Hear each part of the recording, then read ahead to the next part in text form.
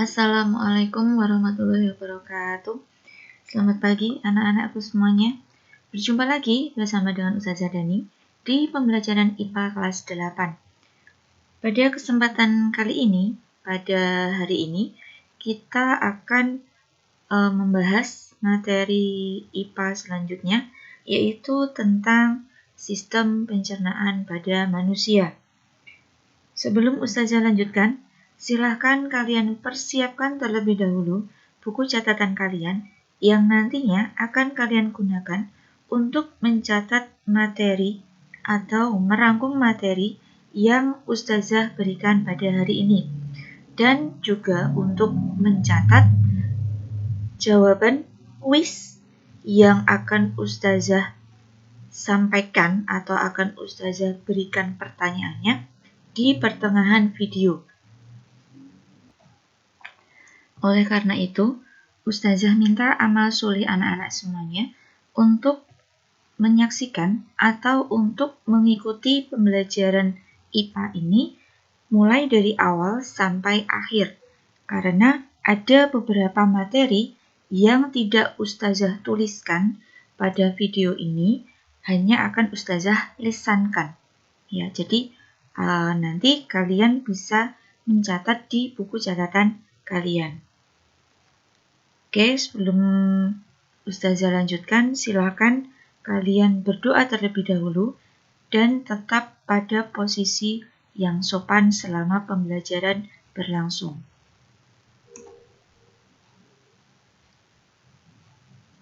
Ya. Seperti biasanya, sebelum Ustazah masuk ke materi, Ustazah akan sampaikan KD atau kompetensi dasar dan IPK atau indikator pencapaian kompetensi yang harus kalian capai pada bab sistem pencernaan manusia. Yang pertama, kalian harus mencapai atau kompetensi dasar yang harus kalian capai pada bab ini adalah kompetensi dasar 3.5, yaitu menganalisis sistem pencernaan pada manusia dan memahami gangguan yang berhubungan dengan sistem pencernaan, serta upaya menjaga kesehatan sistem pencernaan.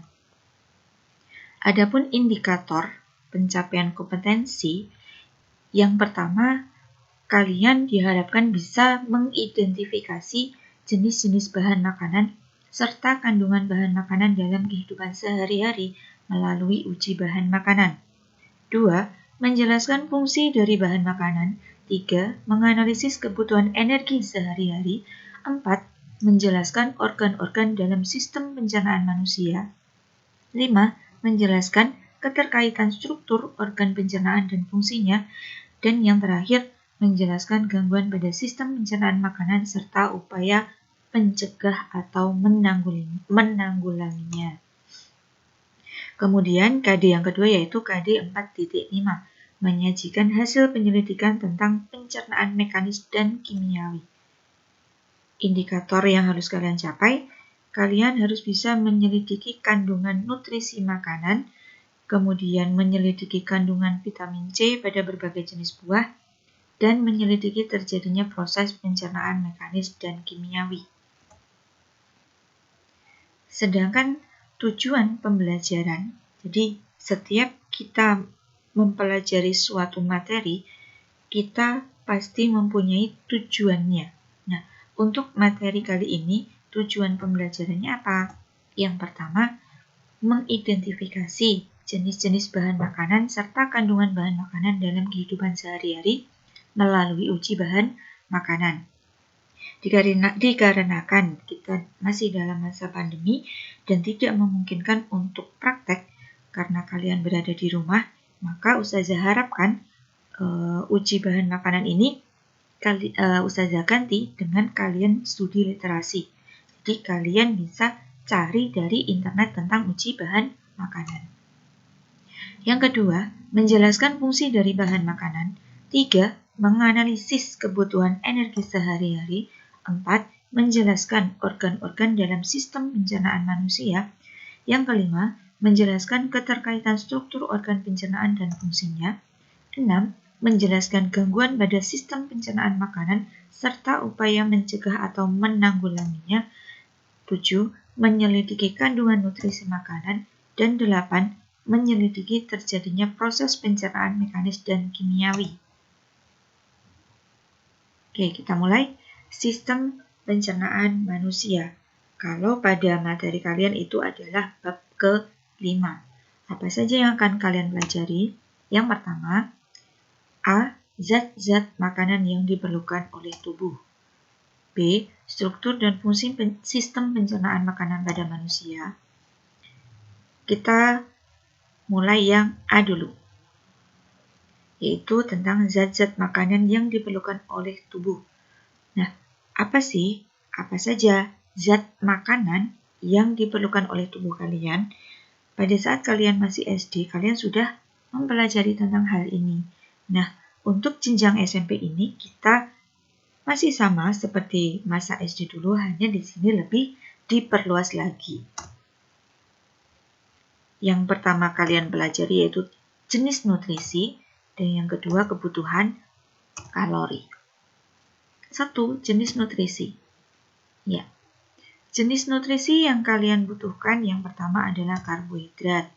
Fungsi utamanya sebagai sumber energi. Kemudian kalau untuk sumber karbohidrat itu banyak sekali, kalian sudah paham ya. Nah, karbohidrat itu ada 3 jenis atau 3 macam. Yang pertama adalah gula, yang kedua pati atau amilum, dan yang ketiga adalah serat. Ya. Kemudian protein. Fungsi utama itu sudah paham, saya yakin kalian sudah paham. Fungsi utama protein sebagai penyusun sel-sel baru untuk pertumbuhan, kemudian memperbaiki sel-sel tubuh yang rusak, dan mengatur semua proses yang terjadi di dalam tubuh. Jadi, mengatur semua proses sistem metabolisme yang ada di dalam tubuh. Nah, seperti yang kalian sudah ketahui, protein itu dibagi menjadi 2. Ada protein hewani dan ada protein nabati. Kalau protein nabati diperoleh dari tumbuh-tumbuhan, misalnya kacang-kacangan. Kalau hewani berasal dari hewan. C. Lemak. Fungsi utamanya sebagai sumber energi juga. Jadi, karbohidrat, kita kembali ke karbohidrat ya. Karbohidrat, ketika kalian mengkonsumsi terlalu banyak karbohidrat, karena kalori yang dibutuhkan sudah terpenuhi, kemudian ada sisa kalori, maka sisa kalori tersebut akan disimpan di dalam tubuh dalam bentuk lemak. Nah, fungsi lemak di sini sebagai sumber energi, pelindung tubuh dari pengaruh suhu rendah, kemudian sebagai pelarut vitamin A, D, I, K atau AD. Ya. Nah, lemak seperti halnya protein ada 2, ada lemak nabati dan lemak hewani. Kalau yang lemak nabati bisa kalian peroleh dari misalnya santan, ya, itu kan dari tumbuhan ya, ada minyak kelapa, nah itu sumber lemak nabati. Kalau dari hewan banyak sekali, kalian bisa sebutkan sendiri-sendiri ya. Selanjutnya ada vitamin. Vitamin berfungsi dalam pertumbuhan dan pembentukan sel, kemudian berperan sebagai koenzim. Koenzim itu adalah pengaktif enzim. Jadi di dalam tubuh kalian itu ada suatu organ yang berfungsi untuk menghasilkan enzim. Nah, enzim tersebut tidak akan berfungsi, tidak akan berguna, tidak akan bisa dimanfaatkan oleh tubuh jika dia tidak dalam keadaan aktif. Nah, siapa yang mengaktifkan? Vitamin. Nah, enzim itu untuk apa sih? Enzim berfungsi untuk proses pencernaan atau proses metabolisme tubuh. Kemudian, fungsi vitamin yang lain adalah untuk mempertahankan fungsi jaringan supaya normal. Kemudian berdasarkan kelarutannya, ada vitamin yang larut dalam lemak, yaitu vitamin A, D, E, K, dan ada vitamin yang larut dalam air, yaitu vitamin B dan C. Kalau untuk sumber vitamin misalnya dari makanan apa saja, minuman apa saja, nah nanti Kalian bisa cari sendiri ya. Oke, E. Mineral. Mineral merupakan bahan organik, bahan anorganik ya maaf. Mineral merupakan bahan-bahan anorganik yang berfungsi sebagai zat pengatur tubuh. Jadi kalau untuk macam-macamnya, kemudian fungsinya apa saja, itu di buku paket kalian sudah ada. Buku Erlangga kalian, buku paket kalian sudah ada di halaman 149. Nah, ya, dibuka ya. Silakan yang belum ambil paketnya silakan dibuka, diambil paketnya dibuka. Di situ sudah banyak sekali contoh mineral, kemudian sumbernya dari mana saja dan fungsinya untuk apa saja. Kemudian yang terakhir ada air. Nah, air berfungsi sebagai pelarut senyawa-senyawa dan menjaga stabilitas suhu tubuh. Jadi, air ini fungsinya sangat penting untuk tubuh kalian, ya. Dalam proses pencernaan, proses sistem metabolisme tubuh, peredaran darah, kemudian nanti sistem pernafasan, kemudian sistem syaraf, itu semuanya tidak lepas dari fungsi air. Nah, jumlah air yang dibutuhkan oleh tubuh kalian itu tergantung pada berat badan dan aktivitas tubuh. Nah, pada orang dewasa setiap hari minimal minum 8 gelas air untuk memenuhi kebutuhan tubuhnya atau kurang lebih 2,5 liter. Nah, di sini fungsinya untuk mengganti cairan tubuh yang hilang dalam bentuk keringat misalnya, atau uap air dan urin. Nah, semakin aktivitasnya tinggi, maka kebutuhan air juga akan semakin tinggi. Begitu juga dengan berat badan. Ya, betul sekali. Semakin kalian gemuk, ya maaf, bukan gemuk ya, tapi semakin berat badan kalian tinggi, maka kebutuhan air kalian juga akan semakin banyak atau semakin besar atau semakin tinggi juga. Ya, jadi berat badan tinggi, aktivitas tinggi, maka membutuhkan air lebih banyak. Oke, soal kuis yang pertama. Ya, langsung dijawab aja, tidak perlu ditulis pertanyaannya, langsung kalian jawab. Bahan makanan yang berfungsi sebagai zat pembangun tubuh dan mengganti sel-sel tubuh yang rusak yaitu apa? Tadi sudah Ustazah sampaikan di depan. Ya, silahkan dijawab. Kalian tulis jawabannya di buku catatan kalian. Kemudian kita masuk ke uji kualitas makanan atau uji bahan makanan.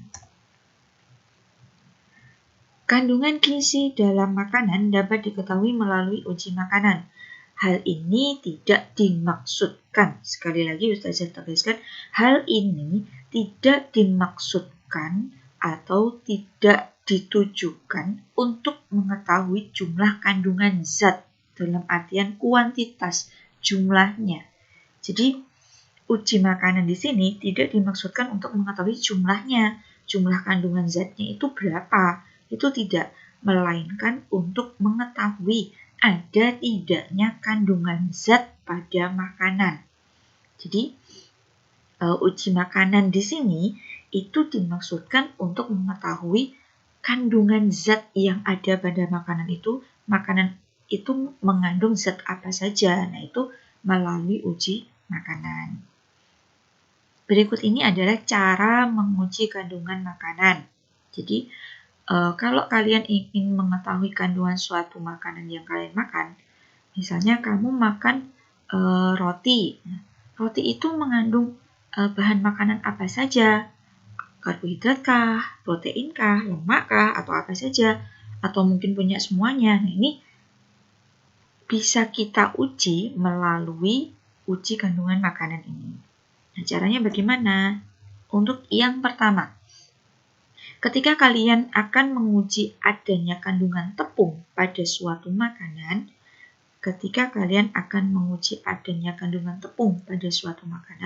maka kalian gunakan larutan lugol atau iodium. Yang mudah untuk kalian jumpai itu adalah iodium itu misalnya kayak betadine. Ya. Itu bisa kalian gunakan untuk menguji ada tidaknya zat tepung atau karbohidrat pada makanan. Caranya bagaimana? Nah, tepung itu kalian tetesi dengan larutan lugol atau iodium atau bahan makanan ya. Bahan makanan yang akan kalian uji, kalian tetesi dengan larutan lugol atau iodium. Nah, jika terjadi perubahan warna ya menjadi biru kehitaman, maka bisa dipastikan bahwa makanan tersebut mengandung karbohidrat atau mengandung zat tepung. Bisa difahami ya? Oke, kita lanjut. Yang kedua, untuk menguji adanya protein, digunakan namanya larutan biuret. Nah, untuk larutan biuret ini memang tersedia khusus ya, tidak bisa dijumpai secara bebas. Jadi kalau kalian ingin, ada waktu, ada biaya, silakan kalian bisa beli di toko bahan kimia atau toko-toko yang khusus menyediakan untuk alat-alat laboratorium, itu pasti ada. Ya, kamu minta larutan biuret. Nah, ketika kalian ingin menguji makanan itu, makanan yang saya makan ini mengandung protein nggak ya? Nah, ini caranya seperti ini. Sama seperti ketika kalian akan menguji kandungan karbohidrat, di sini juga sama. Makanan yang akan kalian uji, kalian tetesi dengan larutan biuret, betul sekali. Nah, jika terjadi perubahan warna menjadi ungu, maka bisa dipastikan bahwa makanan kalian atau bahan makanan yang kalian uji itu mengandung protein. Kalau tidak berubah warna bagaimana, Us? Ya, kalau tidak berubah warna ya artinya dia tidak mengandung protein. Ya, betul sekali seperti itu. Itu sangat mudah. Sangat mudah sekali. Biasanya untuk memudahkan itu kalian lumatkan dulu ya. Kalian haluskan dulu bahan makanannya supaya lebih mudah untuk terserap larutannya. Seperti itu. Yang ketiga, untuk menguji adanya gula atau glukosa, maka digunakan larutan Benedict. Caranya ini agak berbeda dengan yang lainnya ya. Ini agak berbeda. Jadi kalau untuk pengujian larutan bahan gula atau glukosa, maka bahan makanan yang akan kalian uji, kalian haluskan, kemudian diberikan sedikit air. Setelah itu kalian larutkan ya, kalian aduk sampai merata, sedikit aja airnya. Kemudian kalian tetesi dengan larutan Benedict. Setelah itu dipanaskan. Nah, kalau yang lainnya itu kan tidak ada namanya dipanaskan ya. Cuma sekedar ditetesi saja, nanti ketika berubah warna maka artinya ada kandungan zatnya. Tapi kalau untuk gula, dia harus setelah ditetesi larutan Benedict, dia dipanaskan dulu. Nah, ketika sudah dipanaskan dan terbentuk endapan berwarna orange, kalau dia setelah dipanaskan terbentuk endapan berwarna orange, maka bisa dipastikan bahwa makanan atau bahan makanan yang kalian uji itu mengandung gula atau glukosa. Ya, betul sekali. Ya, jadi kalau pas setelah ditetesi kalian panaskan maka terbentuk endapan berwarna orange atau larutannya berubah menjadi warna orange, maka bisa dipastikan bahwa bahan makanan yang kalian uji itu mengandung glukosa. Tapi kalau tidak berubah warna atau warnanya berubah lain ya berarti tidak mengandung glukosa. Nah, untuk menguji adanya lemak yang terakhir, maka kalian sederhana sekali bisa menggunakan kertas HVS.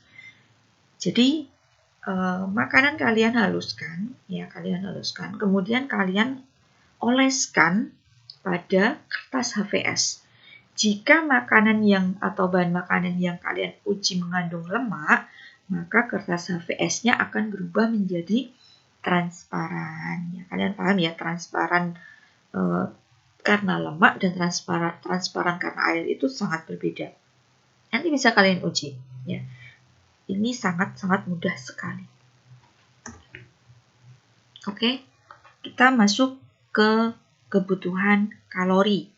Jadi, setiap manusia itu membutuhkan kalori yang berbeda-beda. Ya, membutuhkan kalori yang berbeda-beda tergantung pada berat badannya atau indeks massa tubuhnya. Nah, di sini ada kotak ini ya, tabel ini ada jenis kelamin, anak, wanita, dan pria, kemudian usianya berapa. Nah, kemudian di sini ada aktivitas yang dilakukan. Aktivitasnya apa? Ringan, sedang, atau berat. Ringan, sedang, atau berat. Maka kebutuhan kalorinya juga berbeda. Jadi, kebutuhan kalori, Ustazah ulangi ya, maaf Ustazah ralat. Jadi kebutuhan kalori setiap manusia itu berbeda. Tergantung pada yang pertama itu ada jenis kelamin, kemudian usianya, dan aktivitas yang dilakukan. Ya, aktivitas yang dilakukan. Kemudian, Nah, di sini juga tergantung pada berat badan juga. Nah, cara mencari berat badan ideal kalian bagaimana? Ada namanya indeks massa tubuh.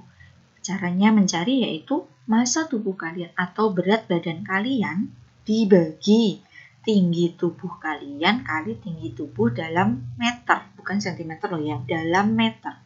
Massa tubuh dalam kilogram. Jadi, massa tubuh kalian atau berat tubuh kalian dibagi tinggi tubuh kalian dalam meter. Misalnya kalau tinggi kalian 150 cm, maka tinggi tubuh kalian dalam meter berapa? Ya, 1,5 meter. Nah, adapun klasifikasi IMT atau indeks massa tubuh menurut WHO. WHO itu World Health Organization, jadi organisasi kesehatan dunia, dapat dilihat dalam tabel berikut ini. Rentang IMT kilogram per meter persegi, karena ini tadi meter kali meter ya, jadi meternya ada 2, dipangkatkan meter persegi. Nah, kalau dia IMT-nya kurang dari 16,0, maka kriterianya sangat kurus. Rentang 16,00 sampai 16,99 cukup kurus, 17,00 sampai 18,49 agak kurus, sampai nanti kalau dia lebih dari 40, maka dia dinamakan obesitas kelas 3. Sudah paling tinggi ini ya. Nah, pada dasarnya, penghitungan berat badan ideal dan kebutuhan kalori dapat dilakukan dengan rumus seperti diuraikan di atas. Sebagai contohnya ini. Peserta didik A memiliki berat badan 40 kg dan tinggi badan 145 cm. Jadi nilai IMT-nya adalah sebagai berikut. IMT sama dengan 40 kg dibagi 1,45. Ya, 1,45 ya. Karena dari cm kalian ubah menjadi meter. 1,45 kali 1,45 meter. Sama dengan 40 kg dibagi 2,10 meter persegi ya. Ini meter persegi. Ini meter persegi harusnya. 40 kg dibagi 2,10 meter persegi. Hasilnya berapa? 19,04. Jadi dia kriterianya apa kalau 19,04? Nah, kriterianya ini normal. Karena dia indeks normal itu 18,50 sampai 24,99. Nah, coba kalian cari sendiri-sendiri nih. Yo, silakan dicari. Saya ini normal, kurus, agak kurus, cukup kurus atau obesitas ya. Nah, silakan dicari sekarang, boleh silakan. Oke, saya lanjutkan ya. Jadi, peserta didik A itu sudah memiliki berat badan yang ideal. Oleh karena itu, peserta didik A tersebut perlu menjaga berat badan idealnya dengan cara menghitung kebutuhan kalorinya untuk setiap hari, yaitu 30 kilokalori dikalikan berat badannya. berat badannya berapa? 40 kg, sama dengan 1200 kilokalori. Jadi, asupan kalori setiap harinya, kalau berat badan kamu 40 kg, itu adalah 1200 kilokalori. Kalau lebih dari itu, misalnya makanan yang saya konsumsi itu 1500, terus yang 300 gimana? Nah, kelebihan kalorinya seperti yang sudah Ustazah sampaikan di awal tadi, kelebihan kalorinya itu disimpan dalam bentuk lemak. Nah, jadi di sini kalian sudah bisa mengira-ira, saya kebutuhan kalorinya berapa ya? Saya ini indeks massa tubuh saya normal nggak ya? Nah, ini bisa kalian cari dari sekarang ya. Nah, untuk catatan, pada keadaan normal itu dalam artian kalian tidak punya aktivitas yang sangat tinggi atau sangat padat, aktivitasnya ringan-ringan saja atau sedang, maka setiap hari tubuh itu menggunakan energi sekitar 30 kilokalori untuk setiap 1 kilogram berat tubuh. Jadi kalau kalian dalam keadaan normal, bukan pekerja kasar, tidak melakukan aktivitas yang tinggi, maka setiap hari energi yang kalian keluarkan untuk aktivitas kalian itu sekitar 30 kilokalori untuk setiap kilogramnya. Oleh karena itu, ini tadi dikalikan 30 kilokalori dikalikan berat badan kalian. Oke, bisa dipahami ya? Oke, insya Allah anak-anakku semuanya sudah paham. Oke, kita lanjut untuk soal kuis yang nomor 2. Silakan kalian perhatikan tabel di samping. Ada larutan penguji, ada warna setelah ditetesi. Nah, bahan makanan yang mengandung protein dan glukosa berturut-turut ditunjukkan oleh pasangan yang mana. Misalnya, protein itu larutan pengujinya nomor 4 misalnya. Warna yang terbentuk setelah ditetesi itu C misalnya. Jadi pasangannya bagaimana? Protein sama dengan 4 strip C. Misalnya seperti itu. Oke, bisa nggih? Oke. Lanjut. Nah, kita masuk ke subbab yang B, struktur dan fungsi sistem pencernaan makanan pada manusia. Yang nanti akan kalian pelajari. Yang pertama, yaitu tentang organ pencernaan utama. Kemudian organ pencernaan tambahan, proses pencernaan makanan, gangguan pada sistem pencernaan makanan dan upaya penanggulangannya.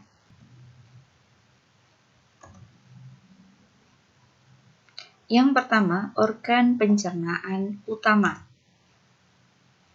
Nah, di dalam mulut, makanan dicerna secara mekanis dan kimiawi.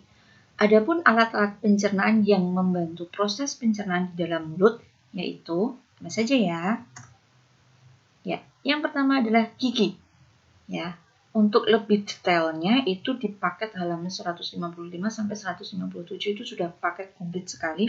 Jadi ada susunan gigi, jumlah gigi dewasa, kemudian fungsi gigi. Jadi gigi kalian itu dibagi berapa sih? Ada 3 ya, seri, taring, dan geraham. Ini SD dulu sudah pernah. Ya, fungsinya untuk apa? Kalian juga sudah bisa. Ya, kemudian yang perlu kalian pelajari juga yaitu bagian-bagian gigi. Jadi ada inang gigi, ada syaraf. Nah, itu di buku paket kalian sudah ada. Yang kedua, lidah. Nah, lidah ada bagian-bagiannya. Yuk, diingat-ingat lagi yuk. Bagian lidah itu yang bisa mengecap rasa itu bagian mana saja? Ya, masih ingat nggak? Oke, saya ingatkan ya. Yang bagian ujung itu perasa manis. Yang paling pangkal atau paling belakang pangkal lidah itu merasakan pahit. Kemudian tepi lidah bagian depan, tepi kanan kiri lidah bagian depan itu mengecap rasa asam. Kemudian tepi lidah bagian belakang mengecap rasa asin. Kemudian Adapun untuk fungsi lidah itu yang pertama, pastinya membantu untuk berbicara. Kemudian sebagai indera pengecap. Yang ketiga, mengatur letak makanan di dalam mulut.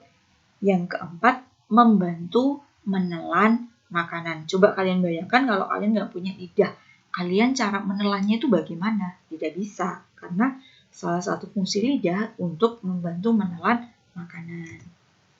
Yang keempat ada namanya kelenjar ludah. Ya, nah di dalam kelenjar ludah itu ada namanya enzim petialin. Fungsinya apa? Fungsi enzim petialin itu untuk mengubah amilum menjadi maltosa dan glukosa. Itulah kenapa kalau kalian mengunyah karbohidrat, entah nasi, entah roti, ya tanpa tambahan apapun, maka lama-kelamaan akan terasa manis karena dibantu oleh enzim petialin untuk mengubah amilum atau karbohidrat menjadi maltosa dan glukosa. Makanan yang telah dicerna di rongga mulut akan ditelan dan masuk ke kerongkongan dengan gerakan peristaltik. Ya, gerakan peristaltik atau gerakan mendorong. Artinya di dalam kerongkongan, bedakan ya, kerongkongan berbeda dengan tenggorokan. Kalau kerongkongan itu hubungannya dengan sistem pencernaan. Kalau tenggorokan itu berhubungan dengan sistem pernafasan. Oke, di dalam lambung terjadi proses pencernaan makanan secara mekanis dan kimiawi. Ada namanya HCl, pepsin, renin. Di buku paket kalian sudah ada yang nanti kalian lihat, kalian catat fungsinya apa. Ya. Di dalam usus halus. Nah, jadi setelah makanan dari mulut, kemudian masuk ke kerongkongan, kemudian dia masuk ke lambung, dicerna di lambung. Setelah dari lambung dia masuk ke usus halus. Nah, di usus halus makanan dicerna secara kimiawi, ya, dengan bantuan enzim tripsin, amilase, dan lipase. Di buku paket kalian sudah ada, silakan dicatat fungsinya. Kemudian setelah ada pencernaan secara kimiawi sebentar, maka kemudian dihasilkan zat makanan yang akan diserap oleh villi atau jonjot usus. Ya, diserap oleh villi atau jonjot usus. Jadi makanan yang dihasilkan itu bentuknya namanya bubur kayak mukus. Nah, itu diserap oleh villi atau jonjot usus. Villi atau jonjot usus itu seperti apa? Cek buku paket. Saja buku paket terus, iya. Kalian beli buku paket dimanfaatkan lah ya. Oke, langsung setelah itu sisa makanan ya yang tidak diserap oleh villi atau dinding usus halus, maka dia akan masuk ke usus besar. Nah, di usus besar ini fungsi utamanya untuk mengatur kadar air pada sisa makanan dan proses pembusukan sisa makanan dengan bantuan bakteri Escherichia coli. Ya, dibentuklah namanya feses. Jadi, kenapa kalian ketika semakin lama menahan BAB, ya, maka begitu keluar akan terasa keras. Kenapa? Karena semakin lama di usus besar akan terus terjadi proses penyerapan air. Seperti itu. Nah, setelah terbentuk feses, maka akan dikeluarkan melalui namanya anus. Anus ini terdiri atas dua lapis otot, yaitu otot polos dan otot lurik. Kedua jenis otot ini bekerja sama mengeluarkan feses. Nama prosesnya yaitu proses defekasi. Ya, proses pengeluaran feses itu namanya atau disebut proses defekasi. BAB itu loh, nak. Oke, organ pencernaan tambahan. Apa itu organ pencernaan tambahan? Yaitu organ yang tidak dilewati makanan tetapi berperan dalam proses pencernaan makanan. Organ pencernaan tambahan terdiri atas hati dan pankreas. Sel-sel hati menghasilkan getah empedu yang mengandung kolesterol, asam folik, garam empedu, lesitin, bilirubin, dan elektrolit. Getah empedu akan dikeluarkan ke usus 12 jari yang berperan dalam mengemulsikan lemak menjadi butiran-butiran lebih halus sehingga mudah dicerna oleh enzim lipase. Jadi usus halus kalian itu dibagi menjadi 3. Ada duodenum, jejunum, dan ileum. Nah, ini apa saja sih us? Ya, cek buku paket kalian. Oke. karena kalau Ustazah sampaikan di sini akan lama sekali. Oke, lanjutnya getah pankreas mengandung zat-zat seperti berikut ini. Yang pertama, natrium bikarbonat berfungsi menetralkan keasaman isi usus dengan menaikkan pH-nya menjadi 7,1 sampai 8,5 dari asam menjadi basa. Enzim amilase berfungsi merombak amilum menjadi maltosa dan glukosa. Enzim tripsin berfungsi memecah molekul protein menjadi asam amino. Enzim lipase berfungsi memecah lemak menjadi asam lemak dan gliserol. Oke, kita lanjut ke soal kuis yang nomor 3 dan 4. Nomor 3, enzim yang dihasilkan oleh bagian yang ditunjuk oleh nomor 2. Nah, nomor 2 itu menunjukkan organ apa, itu sudah Ustazah panah, itu apa itu. Nah, dia menghasilkan enzim apa saja, kalian tulis. Kemudian, nomor 4, proses yang terjadi dalam usus besar pada saat proses pencernaan makanan itu apa? Kalau dalam usus besar itu terjadi proses apa? Silakan ditulis jawabannya di buku catatan kalian. Oke, kita lanjut ke proses pencernaan makanan. Proses pencernaan makanan itu kita bagi menjadi dua, yaitu proses pencernaan makanan secara mekanis dan proses pencernaan makanan secara kimiawi. Kalau proses pencernaan makanan secara mekanis, yaitu proses pemecahan makanan yang berukuran besar menjadi berukuran yang lebih kecil atau halus dengan bantuan gerakan alat pencernaan. Misalnya, di mulut. Pada saat di mulut terjadi proses pencernaan mekanis, ya apa tidak? Kalian fungsinya masuk mulut dikunyah itu apa sih? Untuk memecahkan dari ukuran besar menjadi ukuran lebih kecil. Nah, pemecahan makanan ini dinamakan pencernaan secara mekanis. Adapun untuk pencernaan secara kimiawi adalah merupakan proses penguraian makanan dari yang bentuknya kompleks ke bentuk yang lebih sederhana dengan bantuan enzim pencernaan.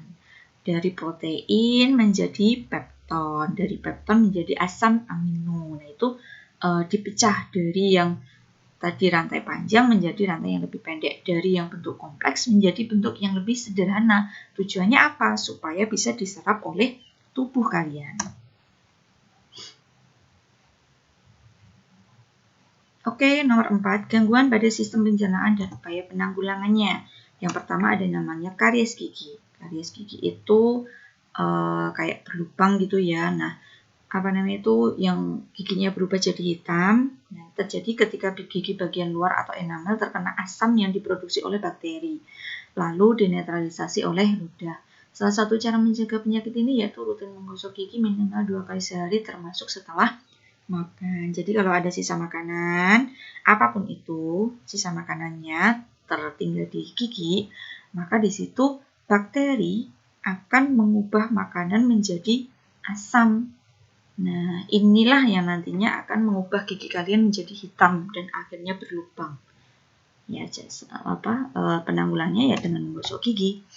MAH atau gastritis disebabkan oleh faktor iritasi, infeksi oleh bakteri Helicobacter pylori, dan ketidakteraturan dalam pola makan.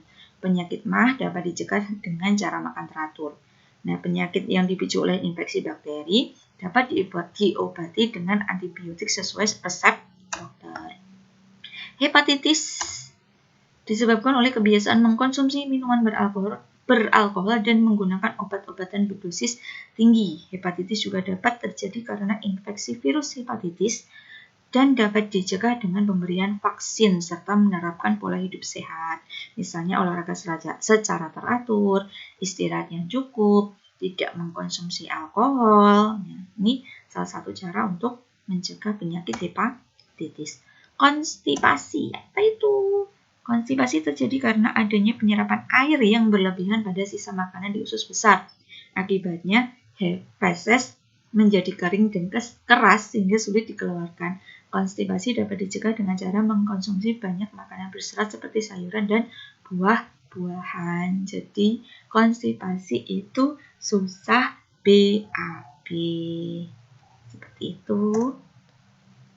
Oke. Soal kuis yang terakhir nomor 5, Pak Anto menderita suatu penyakit dengan gejala seperti berikut ini, ada 1-5. Nah, kalau ada gejala seperti itu, apa sih penyakit Pak Anto? Nah, silakan kalian tulis jawabannya. Oke, tugas yang pertama, materi kita udah selesai ya, udah selesai. Nah, sekarang Ustazah kasih kalian tugas. Tugas yang pertama itu silakan tuliskan jawaban kuis kalian di link yang terdapat di dalam deskripsi. Masing-masing siswa hanya boleh mengerjakan 1 kali saja. Kemudian batas waktu sampai pukul 23.55 dan tidak ada perpanjangan waktu apalagi pengulangan. Mohon amal solihnya. Ya, jadi siapkan betul-betul. Tugas yang kedua, silakan pelajari materi bab selanjutnya yaitu tentang zat aditif dan zat adiktif. Oke, seperti itu. Oke, sekian dan terima kasih. Sekian dari Ustazah. Apabila ada banyak salah kata, ada yang belum kalian pahami atau Ustazah banyak kesalahan, Ustazah minta maaf yang sebesar-besarnya. Jika kalian belum paham, silakan boleh tanya ke Ustazah. Nomor bisa kalian tanyakan pada wali kelas kalian. Insya Allah, jika Ustazah longgar akan Ustazah segera balas. Ya. Oke, sekian dari Ustazah. Terima kasih atas perhatiannya. Alhamdulillah jazakumullahu khairan. Sampai jumpa lagi di pertemuan selanjutnya. Wassalamualaikum warahmatullahi wabarakatuh.